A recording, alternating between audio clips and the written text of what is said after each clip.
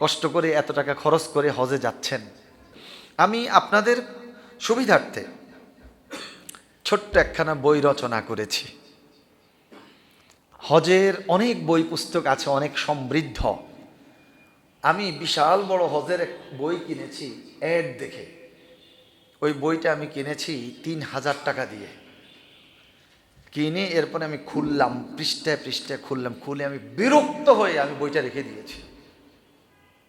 আমি পড়লাম, দেখলাম হাজী সাহেবদের কোনো কাজে লাগবে না এই বইটা। ৩,০০০ টাকা দিয়ে, এটা ব্যবসা। আপনি হজে যাবেন, আপনি জেনারেল শিক্ষিত, বিশাল বড় বই, কোনখান দিয়ে কি পাবেন আপনি স্থলকুল পাবেন না। হাজী সাহেবদের বিরক্তির কারণ হয়ে যায়। পরে আমি চিন্তা করলাম যে না, শুধুমাত্র হজ উমরার সাথে রিলেটেড যতটুকু প্রয়োজন এতটুকু। আমি আলহামদুলিল্লাহ এই বইটা আজকেই প্রকাশিত হয়েছে, আজকেই প্রথম আমার হাতে আসলো, আমি আপনাদের এখানে নিয়ে আসলাম। যদি আপনারা কেউ প্রয়োজন মনে করেন, আপনারা এই বইটা ইনশাল্লাহ সংগ্রহ করতে পারবেন। তো আমি আসলে খরচ তো আছে, ফ্রি দিতে পারলে আমার কাছে খুব ভালো লাগতো, তবে ফ্রি জিনিসের দাম কম, ফ্রি জিনিসের মূল্যায়ন থাকে না। এটা যারা করছে ওনারা গায়ের মূল্য লিখে দিয়েছে 120 টাকা। আগামীকালকে বই আপনাদের কাছে চলে আসবে, এটা নিয়ে নেবেন। আমাদের মহিলা হাজ্জা যারা আছেন আপনারাও সংগ্রহ করবেন।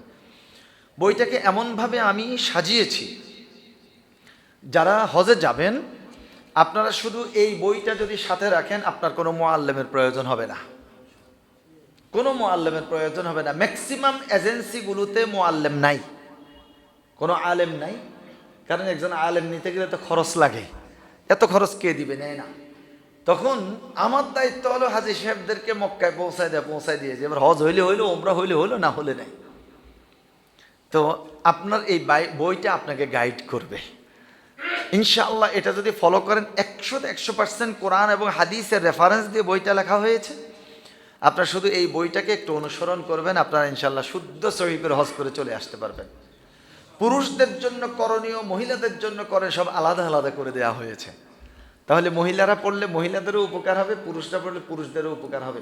যেহেতু রেফারেন্স আছে, তাইলে এটার জন্য বুঝলাম না আবার কারোকে ফোন দেয়া কোনো দরকার না, আমি খুব সহজ করে দিয়েছি, আপনারা বুঝতে পারবেন ইনশাআল্লাহ। সম্মানিত মুসল্লিবৃন্দ, হজ ফরজ হয়ে গেল কিন্তু হজ করল না, তার ব্যাপারে রাসূল সাল্লাল্লাহু আলাইহি ওয়াসাল্লাম ধমক মেরেছেন। সেই ধমকটা কি? রাসূল সাল্লাল্লাহু আলাইহি ওয়াসাল্লাম বলেছেন, সেই ব্যক্তি আন ইয়ামুতা ইহুদিয়ান আও নাসরানিয়ান, হজ ফরজ হয়েছে, সামর্থ্য আছে, কিন্তু হজ করলো না, মরে গেল, তার মৃত্যুটা ইহুদি হয়ে হোক নাসারা হয়ে হোক, এই ব্যাপারে রাসূল সাল্লাল্লাহু আলাইহি ওয়াসাল্লামের কোনো ভাবনা নেই। যা হোক, আপনারা উদ্যোগ গ্রহণ করেছেন, আল্লাহ কবুল করুন, আল্লাহুম্মা আমিন।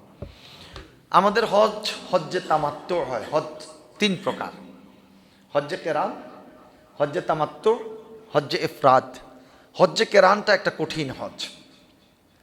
আপনি যদি বাংলাদেশ থেকে হজ্জে কেরান নিয়ত করে যান, যতদিন হজ না হবে ততদিন পর্যন্ত আপনাকে এক এহরামে থাকতে হবে। অনেক কঠিন, অনেক কষ্ট। এর মধ্যে যদি আপনার এহরাম অবস্থায় নিষিদ্ধ কোনো কার্যক্রম ঘটে যায়, একবার ঘটবে একটা দম, দুইবার ঘটবে 2টা দম, 3বার ঘটবে 3টা দম, মানে দম। দম কি আবার? একটা উট অথবা একটা গরু, যদি ওইগুলো না দেন তাহলে মিনিমাম আপনাকে একটা ছাগল, দুম্বা, ভেড়া, যেটাই হোক একটা দিতে হবে। 720 রিয়াল। জরিমানা দেওয়ার দরকার নাই। রাসূল সাল্লাল্লাহু আলাইহি ওয়াসাল্লাম সাহাবায়ে কেরামকে নিয়ে হজ করার জন্য আল মদিনাতুল মুনাওয়ারা থেকে মক্কাতুল মুকাররমা রওনা দিয়ে চলে গেলেন। রাসূল সাল্লাল্লাহু আলাইহি ওয়াসাল্লাম বললেন, আসো প্রথমে আমরা উমরা করি, তবে যাদের সাথে কোরবানির পশু আছে তোমরা উমরাটা করে হালাল হইও না, তোমরা হজ্জে কেরানের নিয়ত করো। আর যাদের সাথে কোরবানির পশু নেই তোমরা হালাল হয়ে যাও, আর তোমরা করো হজ্জে তামাত্তু। তাহলে এই হাদিস দিয়ে প্রমাণিত, কেউ হজ্জে কেরান যদি করতে চায় তাহলে তার সাথে কোরবানির পশু নিয়ে যেতে হবে, কোরবানির পশু তার সাথে থাকতে হবে।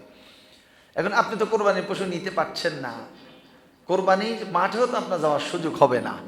অতএব আমার মনে হয় সবচেয়ে উত্তম হজ্জে তামাত্তুয়ের নিয়ত করাটাই। যেহেতু রাসূল সাল্লাল্লাহু আলাইহি ওয়াসাল্লাম বলছেন, যার সাথে কোরবানির পশু নেই তোমরা হজ্জে তামাত্তুয়ের নিয়ত করো। তামাত্তু শব্দের অর্থ হচ্ছে উপকার গ্রহণ করা, উপকৃত হওয়া। তো আমরা তো হজ্জে তামাত্তু করে থাকি, আমি হজ্জে তামাত্তুয়ের নিয়মটাই বলছি। আমরা প্রথম গিয়ে একটা উমরা করব, এটা হবে আমাদের হজের উমরা। যদি কেউ প্রথমে বাংলাদেশ থেকে মক্কায় যান, এরপরে মক্কাতুল মুকাররমা থেকে হজের আগে মদিনায় চলে যান, তাহলে প্রথম উমরাটা আপনি হজের উমরা হিসেবে করেন না। আমার পরামর্শ থাকবে আপনি নফল একটা উমরার নিয়ত করে চলে যান, একটা নফল উমরা করেন। এরপর আপনি যখন পবিত্র মক্কাতুল মুকাররমা থেকে মদিনা জিয়ারায় চলে গেলেন, আপনি কিন্তু মিকাত অতিক্রম করে ফেললেন। মদিনা থেকে হজ করার জন্য যখন আবার মক্কার উদ্দেশ্যে রওনা হবেন, তখন আপনি হজ্জে তামাত্তুয়ের উমরার নিয়তটা করেন। এরপর গিয়ে সেখানে হজ্জে তামাত্তুয়ের উমরা কমপ্লিট করে হালাল হয়ে যান। আপনার হাতে 2 দিন বা 3 দিন সময় থাকবে, এরপর আপনি আবার হজের এহরামটা বাঁধবেন। ব্যাস, আপনার জন্য সহজ হয়ে গেল। এবার আসুন আমরা যে উমরার নিয়ত করব, উমরা পালন করব, সেই উমরাটা কিভাবে পালন করব। 1 নাম্বার, আসুন, উমরার ফরজ হচ্ছে 2টি, উমরার ওয়াজিব হলো 2টি। আমরা মুখস্থ করে ফেলব, যারা যারা শুনছেন আপনারা মুখস্থ করে ফেলবেন। তারপরে এগুলো আবার ইউটিউবে চলে যাবে, পেজে চলে যাবে। মনে রাখতে না পারলে আপনারা ইউটিউব, আপনারা কিউএস টিউন কোরআন সুন্নাহ টিউন এই নামে ইউটিউব সার্চ দিলে সেখানে আপনার আলোচনাগুলো পেয়ে যাবেন। এরপর আমাদের হাসনাইনের যে কি জাতীয় ইসলামিক মিডিয়া, জাতীয় ইসলাম ইংলিশে জাতীয় ইসলামিক মিডিয়া, আপনারা সেটা তো আপনারা চাইলে আপনারা এই আলোচনাটা ইনশাল্লাহ পেয়ে যাবেন। তাহলে আজকে ট্রেনিং শেষ হয়ে গেলে, মানে আজকের আলোচনা চলে গেলে এটা হারিয়ে যাবে না, এটা অনলাইনে থেকে যাবে ইনশাআল্লাহ। উমরার ফরজ কয়টা এবার আপনারা বলেন, সবাই বলেন। উমরার ফরজ 2টা, আবার বলেন 2টা। উমরার ওয়াজিব 2টা। উমরার ফরজ 1 নাম্বার এহরাম বাঁধা, 1 নাম্বার। 2য় নাম্বার তওয়াফ করা, বাইতুল্লাহ তওয়াফ করা। বলেন, 1 নাম্বার এহরাম বাঁধা, 2য় নাম্বার তওয়াফ করা। উমরার ওয়াজিব হলো 2টা। 1 নাম্বার সাফা এবং মারওয়া সাই করা। সাফা এবং মারওয়া, সাফা থেকে শুরু হবে, মারওয়ায় শেষ হবে। সাফা মারওয়া, মারওয়া সাফা, সাফা মারওয়া, এইভাবে 7 চক্কর সাফা মারওয়া সাই করা। এরপর 2য় নাম্বার হলো সাই যখন 7 রাউন্ড শেষ, এরপর মাথা মুন্ডন করা অথবা চুল ছাটানো। আসুন আমরা উমরার ফরজ এবং উমরার ওয়াজিবগুলো আমরা জানতে পেরেছি। এবার আপনারা একটু সবাই বলবেন, উমরার ফরজ কয়টি? কয়টা? 2টা। উমরার ফরজ 1 নাম্বার 2 তওয়াফ করা, 1 2। ওয়াজিব কয়টি? 2টি। প্রথম সাফা মারওয়া সাই করা, তারপর মাথা মুন্ডন করা অথবা চুল ছাটা। আচ্ছা, আমরা ফরজ পেয়ে গেলাম, আমরা ওয়াজিব পেয়ে গেলাম। এখন এই যে আমরা উমরার জন্য 1 নাম্বার এহরাম বাঁধবো, সেই এহরাম বাঁধার ক্ষেত্রে এহরামেরও কিন্তু শর্ত আছে। শুধু তো এহরাম বাঁধা ফরজ, কিন্তু এহরাম বাঁধার ক্ষেত্রে এহরাম বাঁধার শর্ত আছে। সেই শর্তগুলো ওইভাবে বই পুস্তকে এমনভাবে পায় না। আমরা আলহামদুলিল্লাহ এই বইতে শর্তগুলো সুন্দরভাবে সাজিয়ে দিয়েছি, আপনারা পড়লেই পেয়ে যাবেন ইনশাআল্লাহ। 1 নাম্বার, আপনি যে এহরাম বাঁধতেছেন আপনার এহরামের নিয়তটা করতে হবে। মনে মনে নয়, একেবারে মুখে মুখে আপনি নিয়তটা করবেন। আরবিতে আল্লাহ রাসূল সাল্লাল্লাহু আলাইহি ওয়াসাল্লাম নিজে নিয়ত করেছেন, সাহাবা ইকরাম নিয়ত করেছেন। আমার সাথে বলতে পারবে? বলেন, আল্লাহুম্মা ইন্নী উরিদুল উমরাতা ফায়াসসিরহা লি ওয়া তাকাব্বালহা মিন্নি আল্লাহুম্মা ইন্নী উরিদুল উমরাতা ফায়াসসিরহা লি ওয়া তাকাব্বালহা মিন্নি।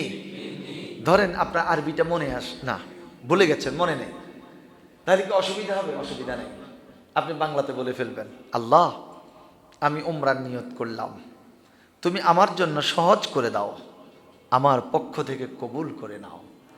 হয়ে গেল। এহরামের 1 নাম্বার শর্ত হলো নিয়ত করা। এহরামের 2 নাম্বার শর্ত হলো তালবিয়া পাঠ করা। নিয়ত করার সাথে সাথেই আপনি লাউডলি স্পিচে মিনিমাম আপনি 3 বার তালবিয়া পড়বেন। আসুন আমরা সবাই পড়ি, লব্বাইক আল্লাহুম্মা লব্বাইক লব্বাইক লা শারীকা লাক লব্বাইক ইন্নাল হামদা ওয়ান নি'মাতা লাকা ওয়াল মুলক লা শারীকা লাক লব্বাইক আল্লাহুম্মা লব্বাইক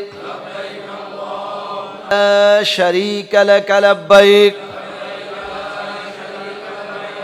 ইন্নাল হামদা ওয়ান নি'মাতা লাকা ওয়াল মুলক লা শারীকা লাক।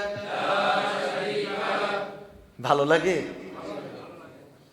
এহরাম পরে যত জায়গাতে আপনি তালবিয়া পড়বেন, ইট পাথর, গাছপালা, বৃক্ষরাজি, পশু পাখি প্রাণী আপনার সাথে তালবিয়া পড়তে থাকবে। যেই যেই জায়গা থেকে আপনি তালবিয়া পড়ছেন হাসরের ময়দানে, সেখান থেকে সংকেত যাবে, আমার উপর থেকে আপনার বান্দা তালবিয়া পড়ছেন, আল্লাহ আপনার বান্দাকে মাফ করে দেন। সুবহানাল্লাহ, তালবিয়ার কি বরকত। তো আমরা তো এখন ইহরামের উপর কথা বলতেছি। আমরা ইহরাম বাঁধবো। ইহরাম বাঁধা হচ্ছে উমরার কি ফরজ, উমরার কি ফরজ। এখন সেই ইহরাম বাঁধার সময় এহরামের শর্ত বা এহরামের আবার 2টা ফরজ, একটা হলো নিয়ত করা আর একটা হলো তালবিয়া পাঠ করা। এহরামের আবার 2টা ওয়াজিব আছে।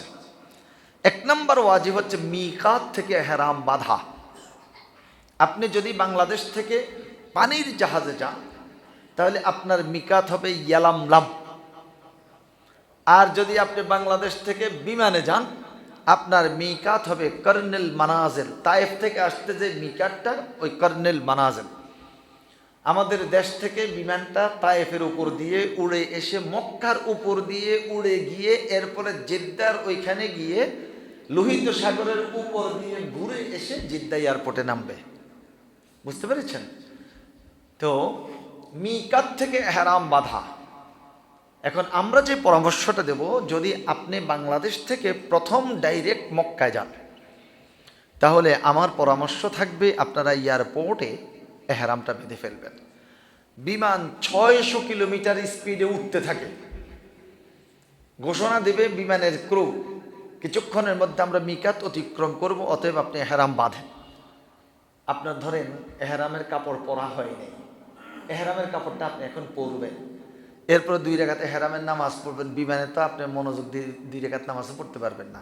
এখন এহরামের প্রস্তুতি আপনি নিচ্ছেন, এর মধ্যে মিকাত অতিক্রম হয়ে গেছে, আপনি টেরও পেলেন না, আপনার কিন্তু ওয়াজিব তরক হয়ে গেল, আপনার উপর দম ওয়াজিব হয়ে যাবে।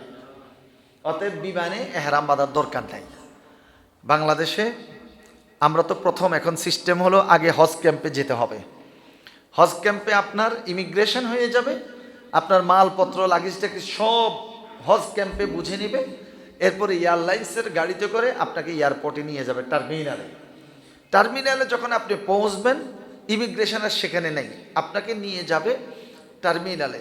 আপনি টার্মিনালে গিয়ে দোতলায় চলে যাবেন, সেখানে সুন্দর অজুর ব্যবস্থা, ইস্তেঞ্জার ব্যবস্থা আছে, নামাজের জন্য মহিলাদের আলাদা ব্যবস্থা, পুরুষদের আলাদা ব্যবস্থা।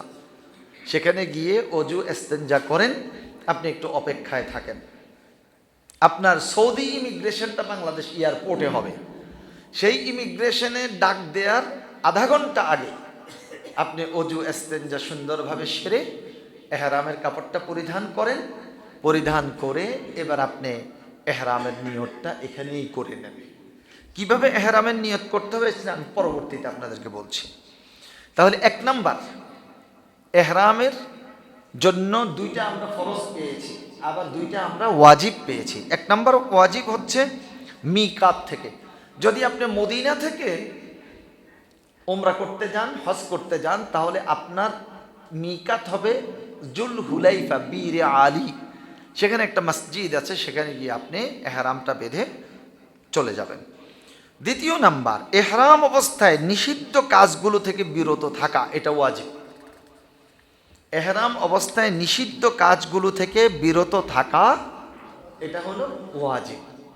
এবার আসেন মজার বিষয়টা, এখানে আপনারা যেটা পাবেন সেটা হলো, এটা অন্য কোথাও ওইভাবে আপনারা সুবিন্যস্তভাবে পাবেন না, যেটা আমাদের বইয়ের মধ্যে, এই বইটার মধ্যে আপনারা পাবেন। সেটা হলো এহরাম অবস্থায় নিষিদ্ধ কাজসমূহ। হজ ও উমরার এহরামের ফলে যেই সব বৈধ কাজ নিষিদ্ধ হয়ে যায়, বৈধ কাজ, কিন্তু তখন এটা আপনার জন্য হারাম, আপনার জন্য নিষিদ্ধ। এই কাজগুলো ইসলামী শরীয়ত 3টা ভাগে বিভক্ত করেছে। 1 নাম্বার, পুরুষ মহিলা উভয়ের জন্য। 2 নাম্বার, শুধু কেবলমাত্র পুরুষের জন্য। 3 নাম্বার, কেবলমাত্র মহিলাদের জন্য। এই 3টা ভাগে আমরা উল্লেখ করেছি। আজকে কি আমরা ওইগুলো বলবো না কালকের জন্য রেখে দেব? ব্রেনে ক্যাচ করবে না আজকে, না, আজকে এই পর্যন্তই আমরা রাখি। আলহামদুলিল্লাহ আমাদের ক্লাস 45 মিনিট ওভার হয়ে গেছে। একজন স্টুডেন্ট, মেডিকেল সায়েন্স বলে একজন স্টুডেন্টের মনোযোগ থাকে মাত্র 45 মিনিট। আমরা তো 6 দিন ক্লাস করব, আপনারা আসবেন তো ইনশাআল্লাহ? আপনাদের জানা মতো আরো কোনো হাজী সাহেবেরা যদি থাকে একটু ফোন করে বলে দিয়েন। আপনারা কিন্তু ওনাদেরকে বলার কারণে আপনারা সদকায়ে জারিয়া সওয়াব পাবেন। ওনারা শুদ্ধ সহিভাবে হজ করবে, আপনার দাওয়াতে আসার কারণে ওনারা যা সওয়াব পাবে আপনি তা পাবেন। আমি এবার লিফলেট ব্যানার প্রচারণা আমি ওইভাবে চালাই নেই, আমি খুব ব্যস্ত। তো যাই হোক আলহামদুলিল্লাহ, তারপর আপনারা অনেকে চলে আসছেন, আল্লাহ সকলের আগমনকে কবুল করুন। আজকে প্রথম দিন শেষ হলো, আমরা প্রতিদিন ইনশাআল্লাহ এখানে এসে সলাতুল ইশা আদায় করব এবং হজ প্রশিক্ষণ আমরা গ্রহণ করব। হাতে কলমে আপনারা শিক্ষা পাবেন ইনশাআল্লাহ। তাহলে আমরা আগামী পর্বে, আগামীকালকে পুরুষদের জন্য নিষিদ্ধ কি, মহিলাদের জন্য নিষিদ্ধ কি, নারী পুরুষ উভয়ের জন্য নিষিদ্ধ কি, আমরা সেখান থেকে আলোচনা স্টার্ট করব ইনশাআল্লাহ। আল্লাহ সকলকে হজ্জে মাবরুর নসিব করুন। আমরা সবাই পড়ি আমিন। আমি একটা দোয়া পড়বো, আপনারা সবাই আমিন আমিন বলবেন, কেমন? আল্লাহুম্মা জাআলহু হজ্জাম মাবরুরা ওয়া সা'য়াম মাশকুরা ওয়া জিয়ারাতাম মাকবুলা ওয়া যাম্মান মাগফুরা। আল্লাহুম্মা আমিন। আল্লাহ কবুল করো। আসুন, হজের সবচেয়ে বড় নিদর্শন যেটা, হজের যেটা স্লোগান, এটা আমরা 3টা বার একটু প্র্যাকটিস করে নেই। সবাই আমরা জোরে জোরে, নারীরা আস্তে আস্তে, পুরুষেরা জোরে জোরে। লাব্বাইকা আল্লাহুম্মা লাব্বাইক লাব্বাইকা লা শারীকা লাকা লাব্বাইক ইন্নাল হামদা ওয়ান নি'মাতা লাকা ওয়াল মুলক লা শারীকা লাক লাব্বাইকা আল্লাহুম্মা লাব্বাইক লাব্বাইকা লা শারীকা লাকা লাব্বাইক ইন্নাল হামদা ওয়ান নি'মাতা লাকা ওয়াল মুলক লা শারীকা লাক লাব্বাইকা আল্লাহুম্মা লাব্বাইক লাব্বাইকা লা শারীকা লাকা লাব্বাইক ইন্নাল হামদা ওয়ান নি'মাতা লাকা ওয়াল মুলক লা শারীকা লাক। যেহেতু আমি মুআল্লিম অর্থ শিক্ষক, আপনারা এতক্ষণ পর্যন্ত আমার ক্লাসে বসছেন, আপনারা ছাত্র। আপনারা অনেক দিক থেকে আমার চেয়ে জ্ঞানী, কিন্তু আজকের জন্য আপনারা আমার ছাত্র। এখন যদি আমি এমনি উঠে চলে যাই তাহলে তো হবে না। 5টা মিনিট একটু আপনাদের কাছ থেকে পড়া নেব। ভয় পাচ্ছেন? আচ্ছা, প্রথমত আপনাদের কাছ থেকে জানবো হজের ফরজ কয়টি? আমরা হজের ফরজে আজকে যাই নাই। উমরার ফরজ কয়টি? উমরার ফরজ 2টি। উমরার ওয়াজিব 2টি। উমরার ফরজ 2টি। কি কি? এক। মাশাআল্লাহ। উমরার ওয়াজিব 2টি। মাশাআল্লাহ, এই তো আপনাদের মুখস্থ হয়ে গেছে। এবার আসুন, আমরা তো এহরাম বাঁধা, বাইতুল্লাহ তাওয়াফ করা, এহরাম বাঁধার উপর আমরা আজকে আবার জানতে পারলাম এহরামের আবার 2টা শর্ত বা 2টা ফরজ আছে, আর এহরামের আবার 2টা ওয়াজিবও আছে। সেই এহরামের 2টা ফরজ কি কি? তালবিয়া পাঠ করা। মাশাআল্লাহ। 1 নাম্বার নিয়ত করা। বলেন 1 নাম্বার। 2য় নাম্বার তালবিয়া পাঠ করা। মাশাআল্লাহ, এই না গোল্ডেন এ প্লাস সবাই পেয়ে গেছেন। বুড়া কালেও গোল্ডেন এ প্লাস পাচ্ছেন, আলহামদুলিল্লাহ। ওয়াজিব হলো কয়টা? 2টা। তাহলে ওয়াজিব প্রথমটা কি হবে?